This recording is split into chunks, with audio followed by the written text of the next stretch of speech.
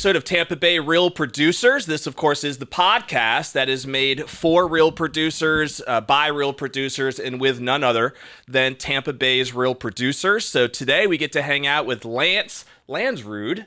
Good to see you today, man. It's good to see I'm you excited. too. Yeah, no thanks doubt. for having me. We've actually featured Lance as a broker in one of our previous issues of Tampa Bay Real Producers, but we've never actually met in person before. We have so not. No. I'm excited. I know during that time, I think we had one of our staff members do your initial interview. That's right. So I'm looking forward to learning more about your story here on this episode, and it's great to have you here today. And we always like to bring on sometimes individual agents, sometimes team leaders. You representing a brokerage, the name of your brokerage, Agentry Real Estate. We'll talk a little bit about that as well. Lance is really a 20-year plus veteran of Tampa Bay real estate. He just told me off camera that he also grew up in this area, so we'll dive into that too. But that's a good place to start probably, Lance, just a little bit with your background. You just mentioned you grew up in Tampa Bay, so I'm assuming that I don't know if real estate was always in the blood or if it eventually became an interest, but how did that come to play? Yes, I did. I grew up in South Tampa here. I went to Plant High School and so forth, and I have a degree in finance from the University of Florida, and I originally started in commercial banking.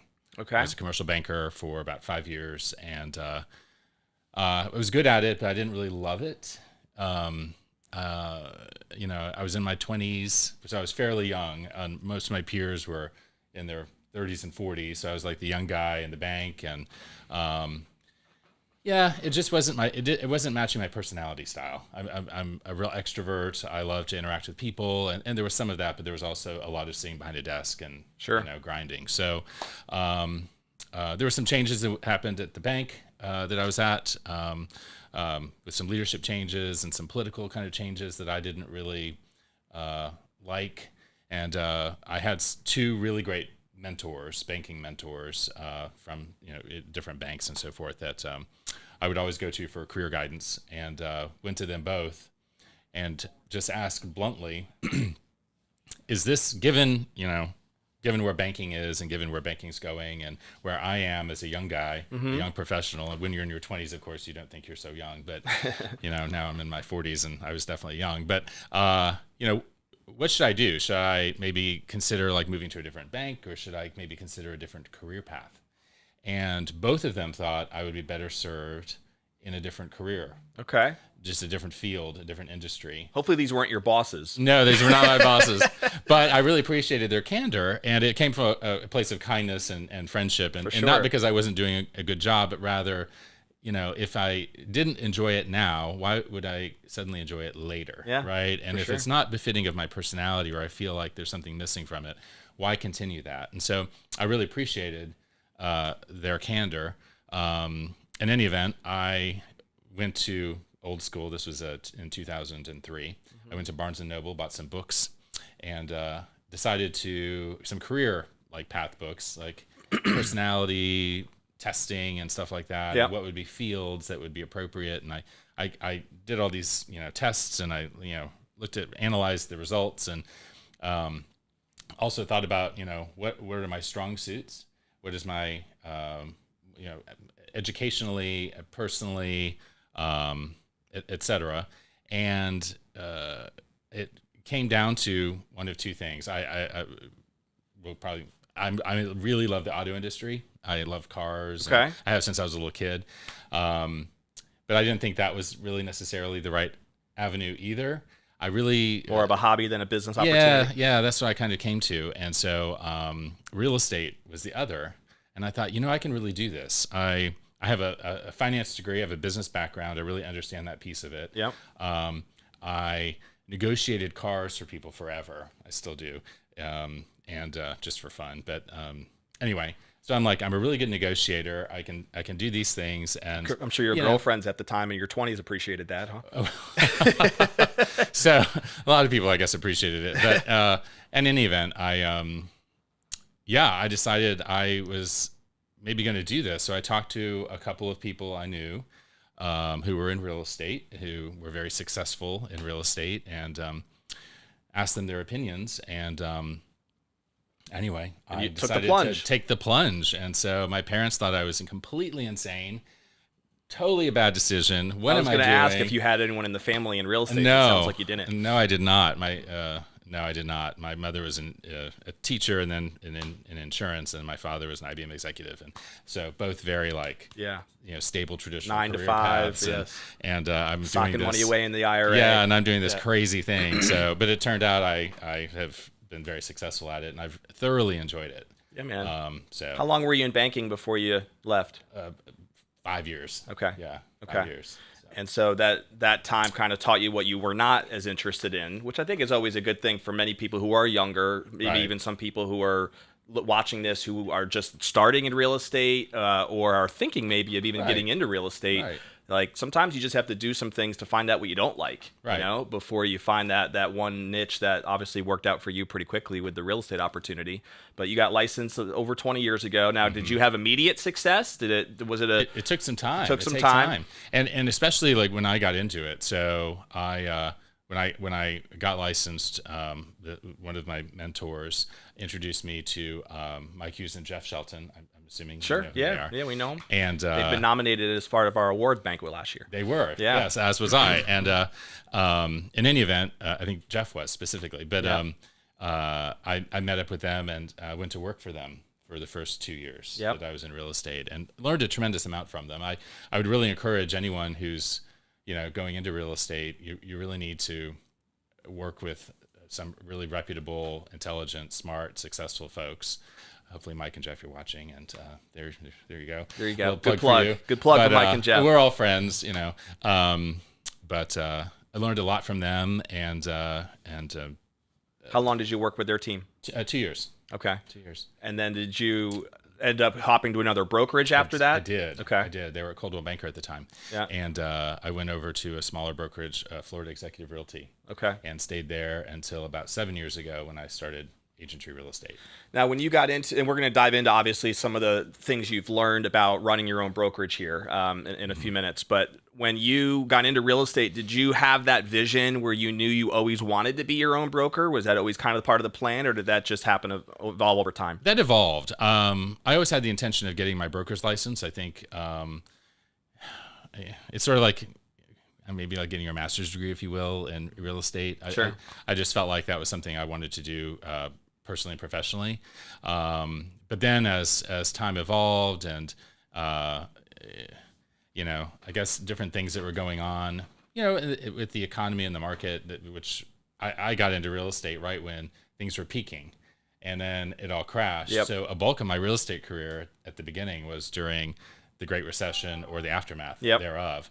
And so as we were winding up from that and getting out of that, I really started to consider, all right, is this where I want to be still, or do I want to do something different? And then in contemplating, if I wanted to do something different, would I move to another brokerage or would I start my own? And I decided I would start my own. And part of what was behind that for me is, I think, and part of what I wanted to talk about today a little bit is one of the challenges, I think, one of the real significant challenges for our community as real estate professionals is that each of us is an entrepreneur and each of us is a business owner.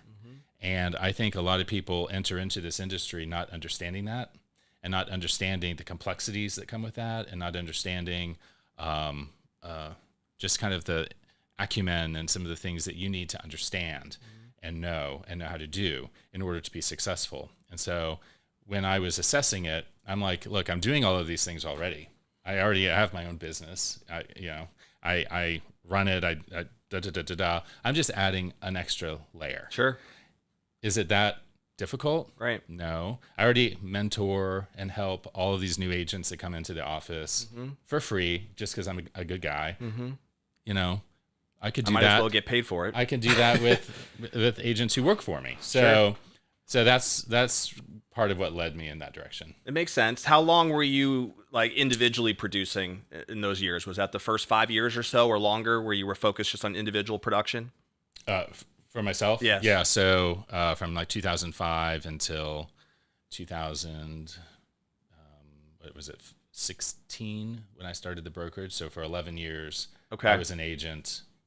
Individually producing. Did you have a team at all during that time? I did not. It was just me. So you went from helping people, you said, in terms of like agents who needed help around the office or whatever. But then when you decided to open the brokerage, your priorities shifted. They must have shifted a little bit from just sole production, individual production, to now team building. That's right. That's right. And recruiting and supporting an actual organization. Right. And I think that probably is a distinction that some people have to make, whether if they ever want to follow that path of being a broker, do they have that passion, that interest in actually investing that energy into intentionally team building? Right. You know? And growing from that perspective. And that's a really good point. Being a broker, a traditional broker, is very different from being, a selling agent. An agent that's out selling and producing. I have not fully done that. I'm a competitive broker. Okay. So, which means I sell real estate. Sell, yeah. Which some agents, who want to come work for brokers don't like that. Sure. I mean, Tony Everett's an example. She's fabulously successful, and she's a competitive broker. For anyone who knows Tony Everett, yep. And that's how I am. I'm a competitive broker, and part of what I've kind of determined on my journey is I really love my clients, and I really love selling, and I love the process, and I love helping people, and just all of that piece. So, kind of what I've come to is I think I would miss the relational aspect of all of that. Too much to give that up. I think I will remain a competitive broker and continue to sell, and that may result in my having a smaller, organization.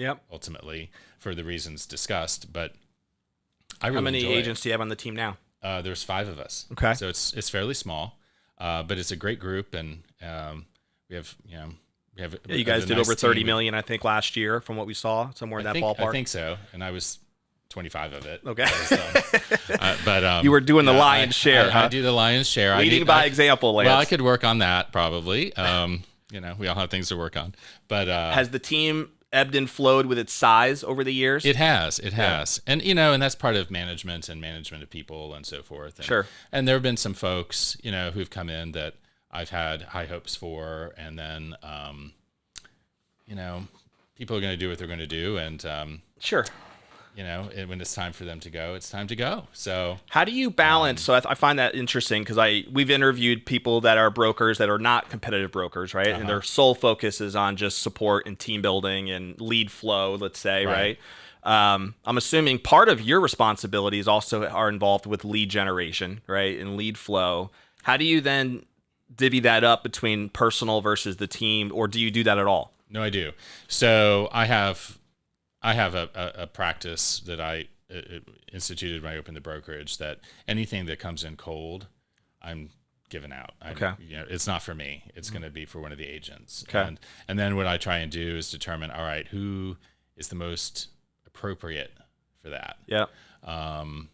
Whose personality is going to fit it the best, and so forth. And frankly, I don't know. I have found in my career that just little cold leads are fewer and further between, and are usually the ones that aren't converting as well. Yeah, they're just not the great. They're not the great leads, and so I also I also give warm stuff to my agents, because I can't handle everything. Right, I can't facilitate every client. Sure. So fortunately, I have folks that are excellent at what they do and can take this warm relationship that I have and nurture it and take care of it and take care of the client, and not, cause embarrassment effectively. Sure. Because those warm ones are really delicate. You don't want to alienate. Totally. And if you've handed it off to a third party at your agency or your brokerage or what have you, your team, then you need to trust that they're going to manage that client appropriately. Especially if it's like a referral lead, right? I mean, that could be that's the warmest lead you can get. So somebody who might have been a past client of yours who then either moves again or has a friend or family member,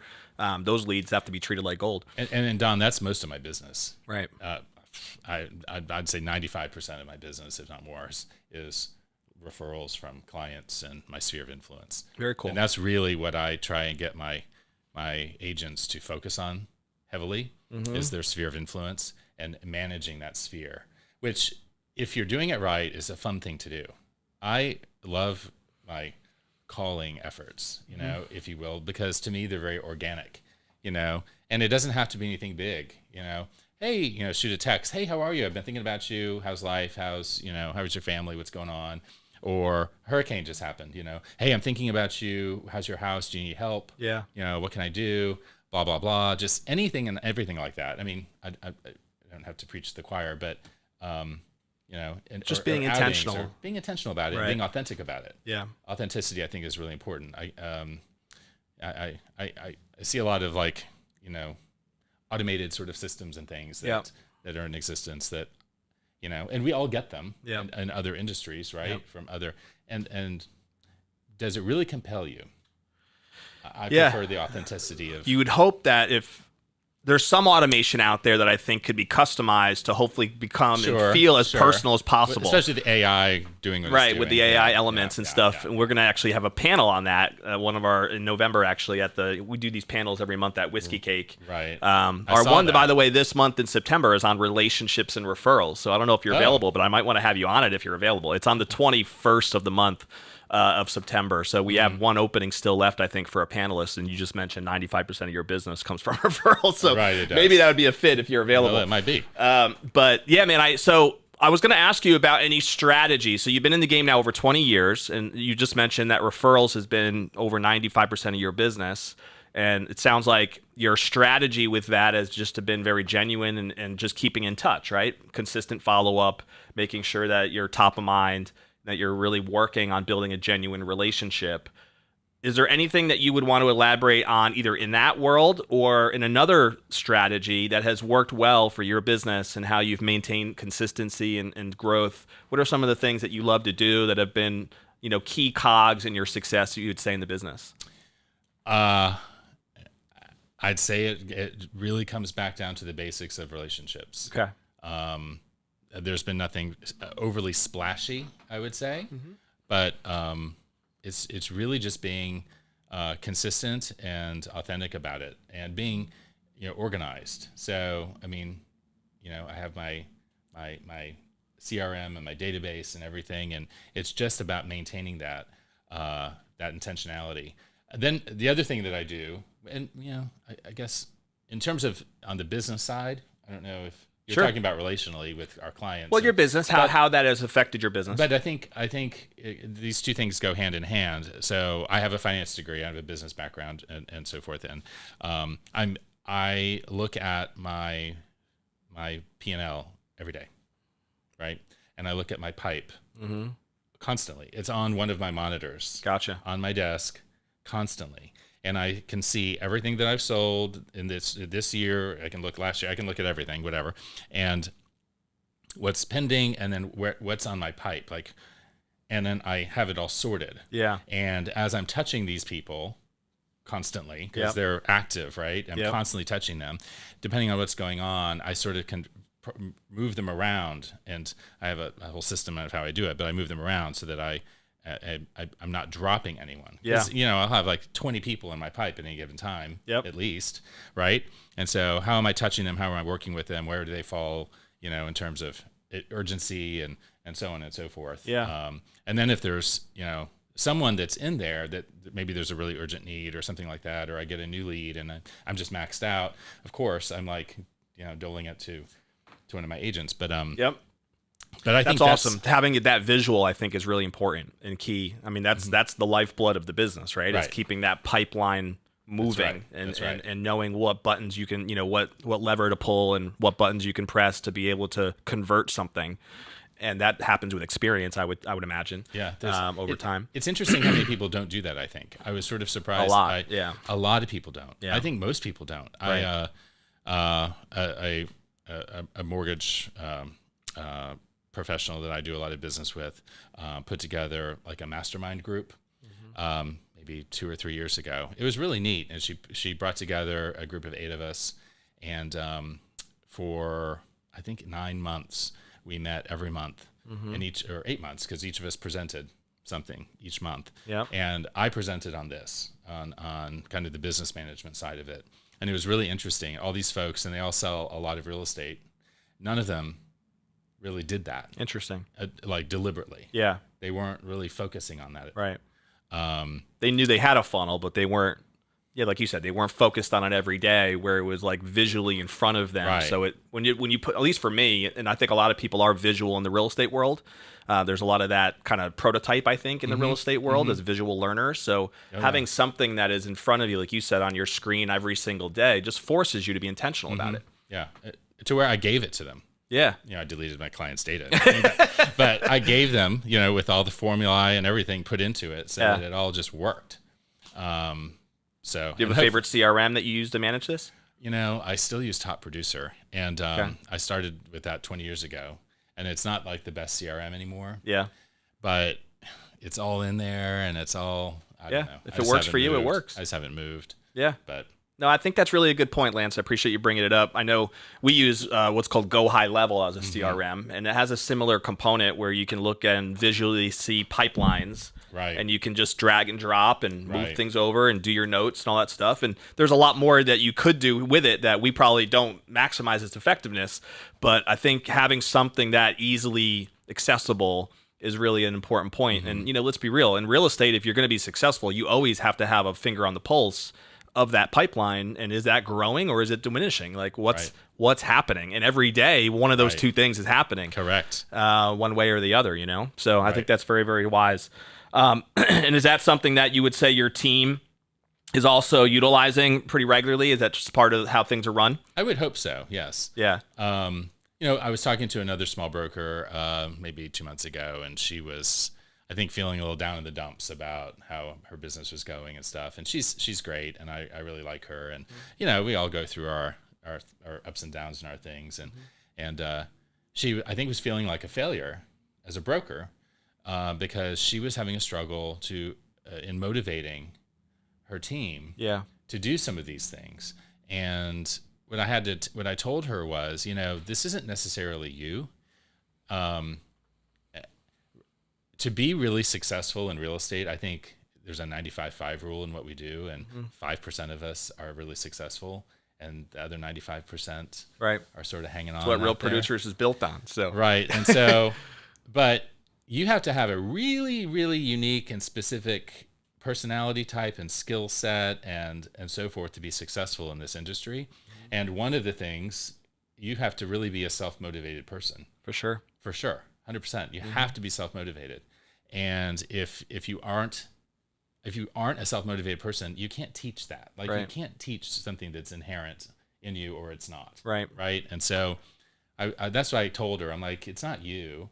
It's just that they're not probably a fit to be a super successful real estate agent. They might be really successful. So that leads to the question, then how do you think you find those people? Because as a broker, that's your main job, is to try to find them, recruit them, and bring them on. Because I couldn't agree with you more. It's really hard to train someone to be self-driven.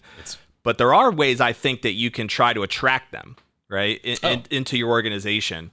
Can you speak on some of the things that you think have worked for you as a broker to try to just find, and it doesn't sound like you're aggressively recruiting. I could be wrong. No, you're right. It sounds like you're more focused on just, smaller knit quality people that you're excited to work with.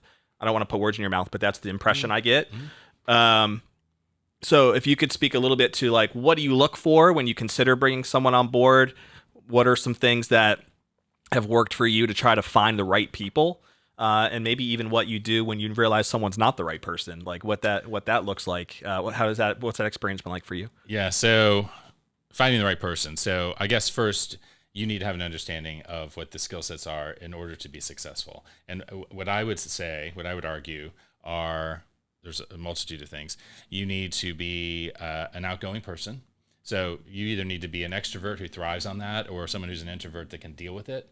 Because you need to be on all the time. And if you become exhausted by it, you're not going to be on. Yeah. Right? Because you need to be picking up clients anywhere you go, like any networking opportunity. Yep. Any opportunity, anywhere you go is a networking opportunity. For sure. Especially in real estate, right? Yes. Everybody lives in a house. That's right. And there's 8 million realtors running around, right? Which we can talk about that in a minute. But so you need to have a personality type. You need to be self-aware. You need to be able to read the room and read the client. So and read between the lines, even their facial expressions, like to understand what their objections are. Because ultimately we're trying to help them achieve a goal, and they may not know how to get there.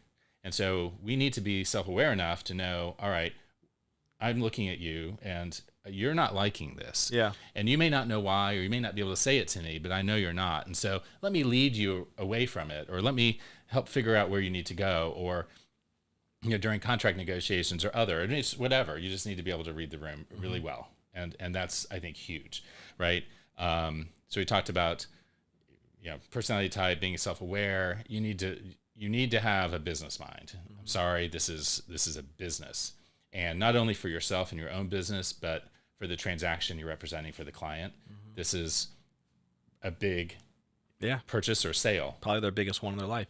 Or one of, right? And so how are you representing them? Or, what are some different nuances that maybe they don't understand? Like maybe they have an investment property they're going to sell and they don't have any idea what a 1031 exchange is. Maybe you need to advise them, hey, you should consider a 1031, otherwise you're going to get whacked with long-term gains or what have you. So there are all sorts of different things that you really need to be contract law. You need to really understand that contract. Right. And that's one of the things we do at our meetings is we, not all the time, but every year we'll go through and literally read the contract word for word. Right. And understand how to interpret it in a way that's going to make sense. Yes. Interpret it that makes sense and is correct, and that you can then convey it to the client and explain it to the client in, layman's terms. Yep. Without getting ourselves in trouble, because we're not lawyers. I mean, some of us may be, but we can't practice law without a license. So you have to, there's a fine line. But and I would imagine the worst thing, well, maybe not the worst thing, but probably something you would recommend against is production standpoint, which I think you obviously do.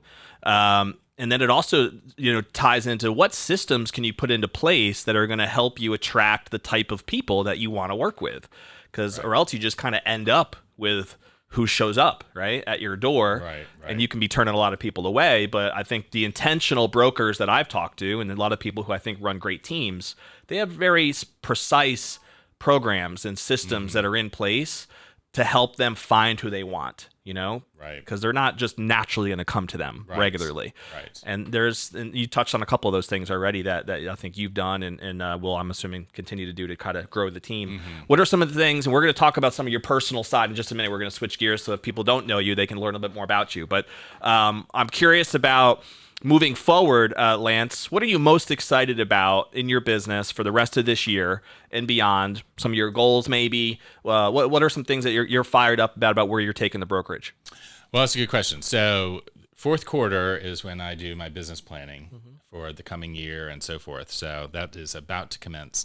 I think, obviously, I'm going to set my goals for production. I'm going to set my goals for calling efforts, for agents and so forth, recruitment. But I think there's some other things in play that I think that are like more global in nature that I want to continue to put some thought and some heart into. That I think will wind up impacting our businesses here, depending on what submarket people are in. And when I'm talking about that, I'm talking about my office is in South Tampa, but I go we cover Hillsborough, Pasco, and Pinellas. Okay, so those three counties, and more southern Pasco than going way north. Yep. Which are the same counties we consider for real producers. Okay, well, very good. Yes, all right, same thing. And for me, I've turned down business in further out counties and things. I just don't feel like I have the skill set or the knowledge, the local knowledge necessarily to handle something that's just too far. Yep. I just don't know, and I feel like it would be a disservice. But that's kind of going off on a tangent. Some of our submarkets, I'm going to talk about insurance a little bit. I'm going to talk about floods. We just went through this, brush with a hurricane. It didn't even really come close. And a lot of our neighborhoods and communities suffered significant damage. And makes you kind of fearful for if we ever did have a direct hit, what that would do. Well, it does. And I think, we just keep kicking the can down the sidewalk as it pertains to a lot of this. And with this insurance issue that we have, which isn't going away and it is not being resolved, I think it's directly impacting our clients, and it's directly impacting the affordability for them, especially in these older houses. So I'm going to talk about like South Tampa a little bit and some of the neighborhoods that are in lower lying areas, where these houses, I hate to say, and I give this guidance to my clients, but the houses that are on grade, that are not built up elevation wise to where the flood cut is, the way that systems have been put in place with FEMA for years, I mean, this has been for years, they're really shaping those properties to become economically obsolete. Because they don't want to provide that insurance, and they're forced to in some ways, but that's going to change at some point. And these low-lying properties, I hate to say this, I own one, at some point will become economically obsolete. And how does that change the landscape? In a lot of ways it is. I mean, in South Tampa anyway, a lot of them, tons of them are getting torn down left and right. But what is that doing to the folks who are in them, who live in them, that maybe can't afford to level their house? Build a new home. Yes, or we have a significant number of folks who are baby boomer generation and are retiring or recently retired and so forth, and maybe have lived in some of these houses for 20, 30 years. And how does that impact them? So what can we do from I guess, doing the right thing for our clients or for the people out there who are maybe stuck in this situation and don't quite understand totally why they're in the situation or what's happening, and then, and create maybe some calling efforts out of it, right? So business generation opportunities. So that makes sense. So that could be part of your strategy moving forward as to how you want to farm the area, maybe, or educate the area for this coming period of time, right? Because there's always some different thing, or some different issue at hand. But that's one that I see that I'm not sure anyone's really talking about. Yeah. Are you hearing people talk about it? Well, it's funny. I just read, Jennifer Zales, I'm sure, right? So she posted yesterday on social media the exact same thing. Did she? I was reading through it. You could check it out if you want. And I made a comment actually on her post because I thought it was well written. And it was about this. It was about the FEMA and the flood changes and being properties up to code and what she's seen as differences over the years. So it's exactly what you just brought up. Okay, I'll have to check her post. On her post. Yeah, it was fascinating. So I made a comment about it because I thought it was very relevant, obviously, to what we're dealing with right now. For people, Lance, that might not know you that well on the personal side, maybe even agents who are looking for a great brokerage to work with, or just people who might end up doing a deal with you on the other side of the transaction. So we've already talked about how you've been in real estate over 20 years. You grew up in this area. Do you have kids or family man? What's your personal relationships look like? I'm divorced. I'm single. Okay, single kids. man. I have a dog. Yeah. My parents, your dog keeps you busy. Yes. Yeah, my dog keeps me busy. Striker. Shout out to Striker out there. Right, we all love our animals. Striker. My parents live here in Beach Park. My sister lives out, and her family live in Riverview. I have a niece who's 3. I'm just getting over a cold that she gave me. Kids are good at that. Yeah. Kids are really good at that. So you have a lot of family that stayed in this area, it sounds like, that you're all from here? Yeah. So we moved here when I was 10. Okay. My father was an IBM executive, I think I mentioned, and he got transferred here and we ended up staying here. IBM stopped moving people around as much with the advancement of technology and so forth, and that was in the 80s. And we kind of established roots. And I left for school, and I lived in Jacksonville for a couple of years and so on. And I missed Tampa, which I never thought I would. I wanted to get the heck out of Tampa. All right. Most people do wherever they grew up. Yeah, and this was in the 90s, and I think everyone was just bitter and angry in the 90s. I don't know. Our kids were anyway. But so I was like, I wanted to get out of here, and then realized, hey, Tampa's really not so bad. And so I got a job for a bank here and moved back, and here we are. It parlayed itself into real estate. But so what do you love to do for fun when you're not crushing the real estate world? Yeah, so I have a really broad, network of friends and things that I do social things with. I'm really into cars, so at night I'll be sitting reading about whatever with the auto industry. Or are you a car collector, or do you just do you flip cars, or I guess some people would tell me I flip cars. I go through them too often, but not really a collector. I just appreciate them. I appreciate the industry and I like them. But muscle cars, sports cars, luxury cars. Yeah, I tend to lean more towards German made. Yeah. I have a BMW, so okay. Well, I have a BMW. Yeah, I tend to have too many cars. But in any event, I'm really involved. I've always been involved in nonprofit and community work since I was a kid. Cool. I was an Eagle Scout, and I used to do all sorts of volunteer stuff since I was a kid. Yeah.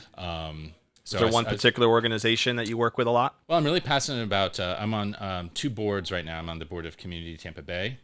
Community Tampa Bay is a nonprofit that most of our programs are youth focused in the DE&I space, and then we do some workforce development, training work as well. So for companies perhaps that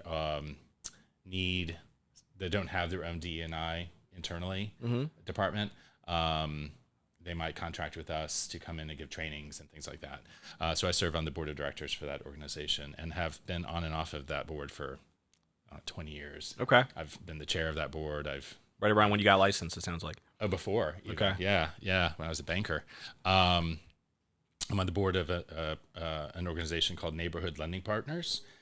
I was introduced to as a banker as well. I served on their board at that time. But that is an organization that finances community redevelopment projects and low-income housing tax credit projects and things like that. So affordable housing. Sure. Which is we need desperately in this community. Yeah, there's definitely a lack of that. Oh my gosh. And so anyway, we finance that through a consortium of banks. So I serve on that board. And then I'm supportive of Equality Florida.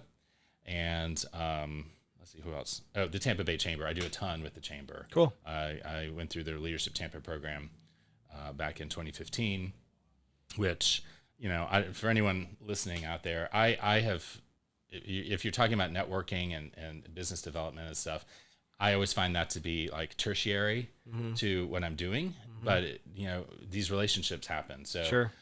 Anyway, Leadership Tampa was an honor to get into that program. I went through that in 2015 and stayed very involved in a leadership capacity with them and ended up chairing the class of 2020, which was a huge honor to chair that. Nice. Yeah, so I've been very involved with that and have created a lot of really great relationships through all of that activity at the Chamber. We do a feature every month in our magazine called Making a Difference, which is designed to try to spotlight a specific nonprofit cause. So if you've ever seen those sections, I have, yeah. If there's any particular organization that that you've had an affiliation with, that's generally what we try to do the article on. Cool. Is maybe an event that you're a part of, or just telling the story of that organization, just to try to get more of the awareness out there. We've had people that have seen an article that we've done on a specific organization, and they are attracted to that organization for whatever reason. It resonates with them, and that can help with funding efforts. It can help with them just wanting to join it themselves. Right. So, so maybe we'll have to have you connect maybe again with one of our writers, see if there's something that we can maybe help with there to get a little shout out on some of these organizations. I'm glad you do that because, frankly, I think a lot of people want to do things and they want to help and they want to get involved and they have no idea how to start. Exactly. That's why we do it. Yeah, I hear that a lot too, and I think we hope that what that's doing is just providing options, for people to say, hey, you might not have heard of this organization, but this is what they do, Right. And that's why we like to do that. We're going to do some quick rapid fire questions, just about like some personal things, get more information out there about you.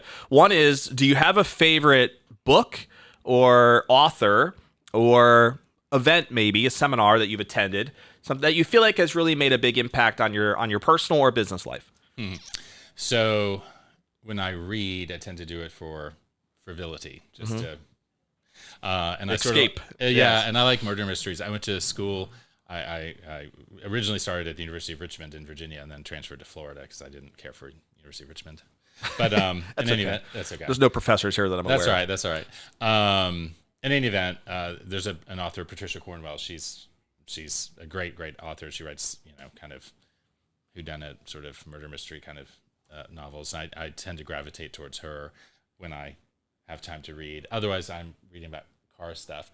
Otherwise, during the day, I'm just constantly following like the news outlets and things like that. And I don't know, I'm not a massively avid reader, to be perfectly frank. Okay. But, well, you threw an author out there. What type of work does she write? What type of books does she write? They're sort of like whodunit murder mystery. Gotcha. Kind of, okay. So it's good to get yourself out of the real estate mindset and have that escapism philosophy. Something else. Because otherwise, you're constantly doing it. Like, right. Especially when it could be consuming. It can be consuming, especially when you're single and you're at home by yourself and with your dog. And right. I'll just do a little more work, and then I'll do a little more work, and then it's 8. I get it. It makes sense. Do you have a favorite TV show or movie? Oh gosh, one of my favorite movies is The Blind Side.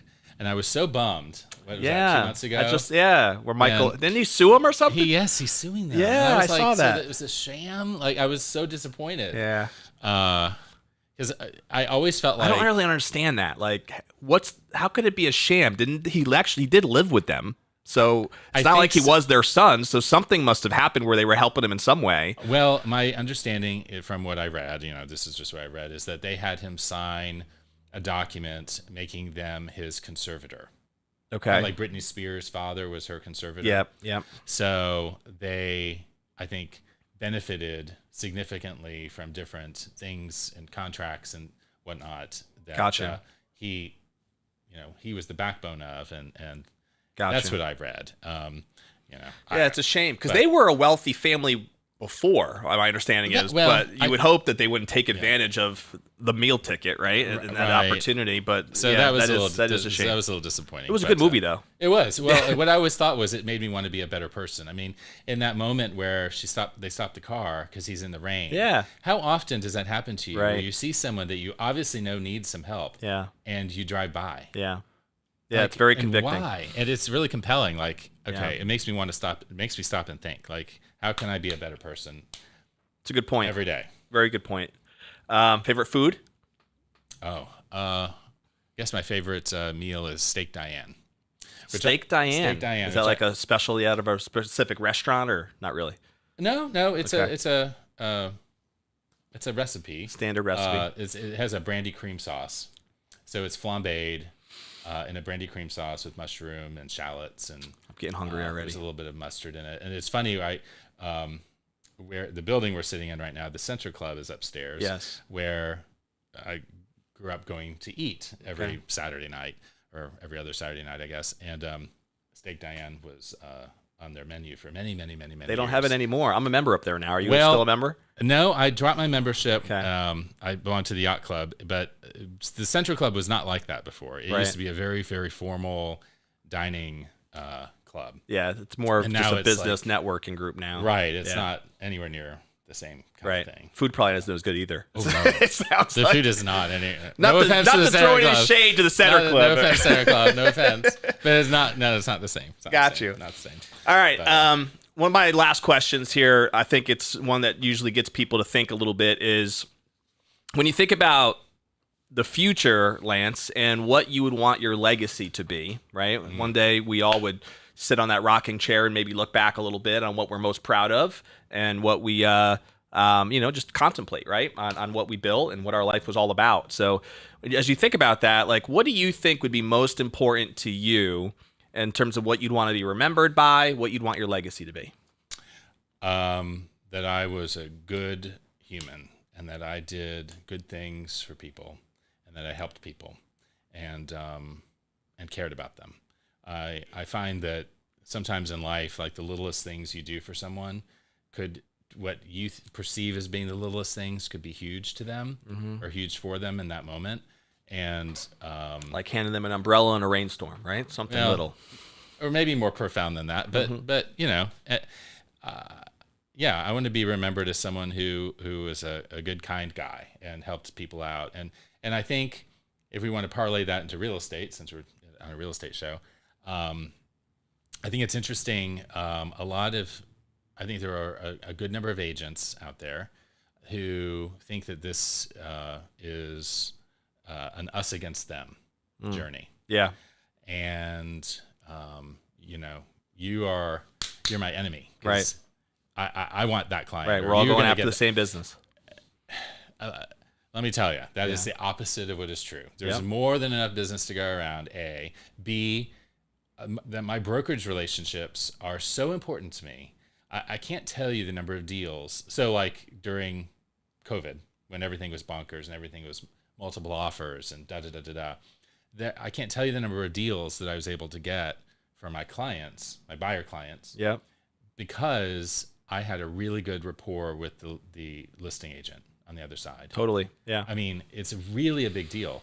And so just be nice, I guess. Like, I love let's work that. together. And we hear that all the time, which if you know about our core with Real Producers, that's one of the big reasons why we even do Real Producers is to help facilitate more opportunities for agents to build relationships with each other. Right. Knowing that you guys are most of the times in different brokerages, different offices, and maybe you're not really getting a ton of opportunity to connect with another top producing agent. Right. But as you just said, a lot of your business is dependent on those relationships and those co-op opportunities. That's right. And so gratefully, one of the things I think I've recognized in my few years now of interviewing people like yourself is that a lot of the top people think that way, the way you just described. They don't view each person as a competitor. Some do, don't get me wrong, but most of them have the mentality of abundance, right? That we're in this to collaborate. We're in this to learn from each other. We're here to really serve our clients at the highest level. Right. And they adopt that mentality versus the cutthroat, we're all competitors mentality. I think most people who think that way don't usually end up in the top 500. They do not. And they're part of the other 95%. They won't make it. Yeah. They just won't. It's great that you bring that up because I've seen that for sure as a common thread in a lot of the interviews that we've done. So we have to put a bow on the episode. Lance has business to pretend to here today. That's right. Not pretend to attend to here today. Minutes. So we got to get him out of here. But we're going to end with the way we always end, which is, well, if anybody wants to follow up with you, Lance, maybe grab a conversation, just pick your brain. What's the best way to reach you? You are welcome to call me or text me. My phone number is 813-966-6280. That's my cell phone. And I welcome it. Or shoot me an email. You can throw it out there if you want. Your email is what, Lance? It's Lansrud, LLANSRUD @agentry, AGENTRY, realestate.com. Happy to chat. Yeah, we'll throw that up on the screen too when we post it on YouTube and all these other platforms. So feel free to reach out to Lance. And we always end every episode with the same challenge for anybody who took the time to listen to the episode. We know that our time is valuable. So if you took the time to listen to this, whether you're live on Facebook, whether you're listening to it through one of our other platforms, is there one action step that you can take from the conversation that we've had today with Lance that's going to help you move forward in the direction of your dreams and where you want to be in life? Maybe it's you have to get a better CRM. Lance talked about the importance of having that visual CRM. Maybe it's clarifying how you're going to start recruiting. Lance talked about some of his philosophies on building his brokerage. Maybe it's something completely different that we talked about. But I would encourage you to take one action step, just one thing, and that makes this time worth it if you do that. And if you do, then you'll be moving forward in the right direction. And if you're an agent out there who is interested in learning more from people like Lance, who are the real producers in this market, you can find more about us on our website, tampabayrealproducers.com/consulting. Click on that. We'll throw that up on the screen as well. And we have an application process for people who are interested in working closer with top producing agents here, such as Lance, in this market. So you guys have a great rest of your day. Stay classy. We'll see you on the next episode of Tampa Bay Real Producers.